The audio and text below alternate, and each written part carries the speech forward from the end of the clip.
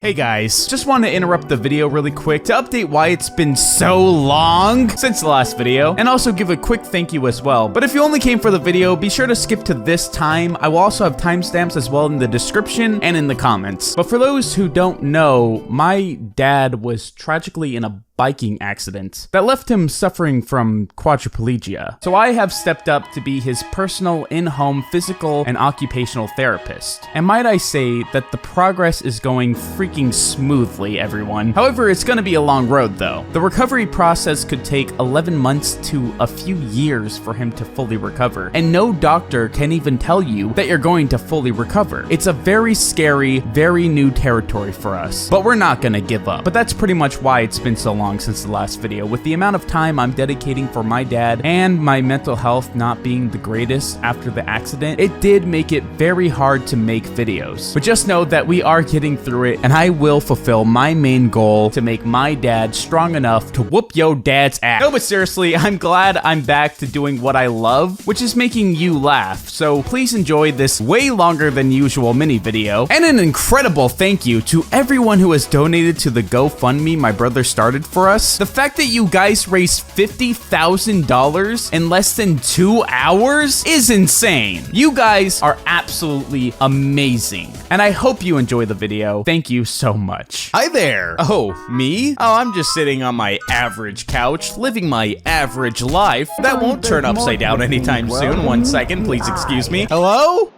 Anyone out there? Huh. Sorry, I felt like I heard someone. Did you guys? No. Oh, who asked you? Video game movies. That's what we were talking about, right? No. Oh, who asked you? Video game movies have always been synonymous with garbage. Since the very first live-action video game movie was released back in 1993, with Super Mario Bros. Setting the foundation that these movies were gonna be uninspired, money-grubbing slop, made to vacuum up any bit of change from any die-hard fan base it's attached to, like the parasites they are. But that still begs the question, is it still like that? That's what I want to answer today by looking at some of the biggest video game movies of the 2020s made by the rival juggernauts of the past, Sega and Nintendo, and really try to answer the question, do these movies work? And if so, why? And if not, why not? It's not complicated. So why don't we let's go?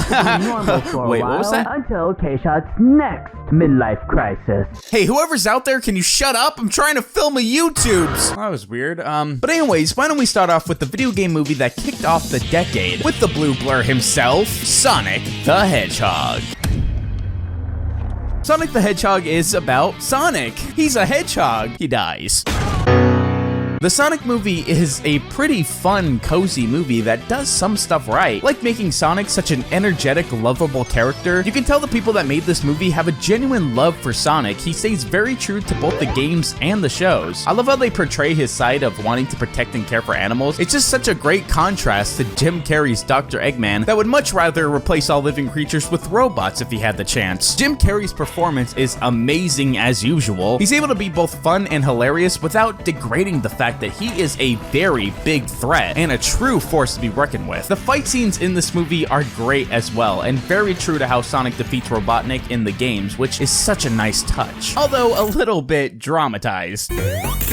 And although I do like this movie and think it does a lot right, it does do a lot wrong as well. The main story is very generic and dated. You've seen it 1,000 times. It's a cartoon character that came out when your parents or grandparents were kids doing crazy, wacky stuff with a boring, uninteresting human character that you, of course, forget exists after watching the movie. It's so generic, it even uses the same actor. Now you may be thinking, why would they make a road trip movie about the fastest character alive? No freaking clue. Oh no, the little blue demon lost his teleportation rings and doesn't know how to get to San Francisco. How about we save the gas money and not use this behemoth of a truck? Then you take my phone, use the GPS, go grab your rings, and come back, hopefully, and we can use the rings to get to San Francisco in 2 seconds. Because apparently the human characters were just coincidentally moving to San Francisco. Boom! I just made your 200-minute long movie 30 seconds long. You're welcome. And about Ben Schwartz's voice, it does fit this version of Sonic, but his performance could be a lot better. You can really tell that his lines are recorded separately without actually hearing how the other actors are reacting to him, so his voice doesn't really bounce off the other characters very well. Also, one final nitpick. Why couldn't Longclaw go through the rings too. She could have totally made it given how it's right next to her. And look at how far the enchiladas are by the time it closes. You stupid bird.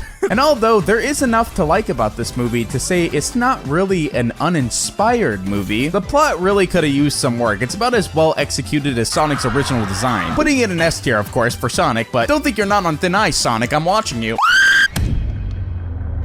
Now, Sonic the Hedgehog 2 also has his fair share of problems. You know, Ben Schwartz's performance can still be a little wooden at times. The human scenes are still freaking uninteresting and are still only here to please people who don't respect animated movies, so, you know, screw them. But with that said, this movie is freaking great. One thing I will give the people who make the Sonic movies is they really do know how to take criticism. Gone be the days of the stupid road trip with cartoon character stories being told. This is a straight up Sonic story. Seriously, when I saw the human characters being literally evacuated by the writers, I was giving a standing ovation. It was beautiful. I was asked to leave immediately. Sure, some of the jokes could be a little baby-esque in some aspects, and sometimes they can go on for way too long. Did your butt just turn into a helicopter? A buttcopter.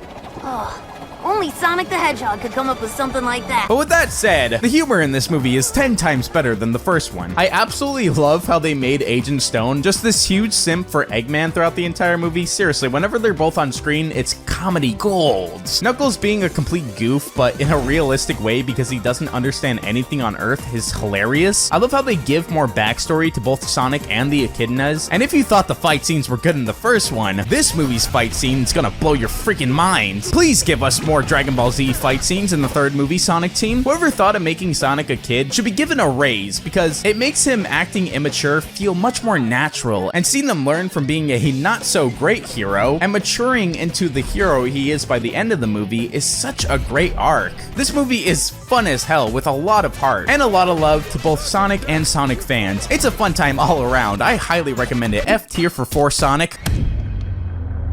Wow, so far so good on these video game movies from the 2020s. It seems like it's really on the up and up. And given how terrible the 1993 Mario movie was, there's no way the new Mario movie could possibly be worse. Oh god, why are they here? Hi everyone, I have been working with the Hollywood movie studio Illumination, What the fuck? who are known for movies like Despicable Me No! and Sing. Why? Oh, guys, I can't. Illumination finally made a good movie. I would even go as far to say a fantastic movie. However, this movie is not perfect, you know? I don't like how little screen time Luigi gets. I don't like how a big chunk of this movie is about Mario going to Donkey Kong's kingdom to get his army, just for them to immediately lose in the next scene and get captured while Mario and Donkey Kong fall off a cliff. You know who should have fell off the cliff? One of the penguin characters. How do you have a penguin in a Mario movie have a battle with the main villain and none of them get thrown off a cliff? Have you even played a Mario 64? They also never explain why the penguins have the superstar in the first place that supposedly makes you invincible, and yet they don't use it while fighting Bowser? What? But other than all that, also stop having pop culture music when the Mario music is this good. There's no need for it, and it completely takes me out of the movie. But other than all that, this movie is freaking incredible. Now, being a person who has 100%ed all of these games, some of them multiple times, I might be a little bit of a Mario fan. This movie was made for people like me. There are references abundant throughout this entire movie in subtle but effective ways that never distract from the actual story being told. Which the story, in a way, is a reference itself to the 1989 Mario Bros. Super Show and sort of a modern take on that show's original origin story for the Mario Brothers, who are absolutely perfect in this movie. Mario is such a lovable protagonist. Chris Pratt, along with every single voice actor, really brought to life something special about every single one of these characters, especially Jack Black as Bowser. They even managed to give Seth Rogen a character that actually looks like he would sound like that. Seriously, look at these characters and tell me that you would think any of them would have this voice. Harmony and understanding sympathy and trust abounding. None of these make sense. This one makes sense. The fact that they gave Charles Martinet a cameo as Jumpman is a detail that I love the more I think about it. The animation is so fluent, especially in the platforming scenes. The colors are so vibrant. The movie is funny. I love how they made all of Luigi's scenes in the Darklands a nice little nod to Luigi's mansion. The brotherly love that Mario and Luigi have for each other is so wholesome. I also think it was very creative to make Princess Peach such a badass because she has been dealing with this freaking simp for this many years, and the moment she's finally backed up into a corner is because she cares more about the people in her kingdom than herself. Gosh, she's such an amazing character, and she's hot, what? And Bowser, much like Eggman, is such a hilarious yet terrifying villain. There is so much to love about this movie, along with every single movie I've talked about today, and that's because all of these movies are so much fun. Because the people who made these movies have a genuine passion for the games that they're drawing inspiration from. The Sonic movie gets Sonic. The Mario movie gets Mario. They know exactly what makes these games special. They may make mistakes, but just like the games they draw inspiration from, you have to pick yourself back up, learn from those mistakes, and make them better.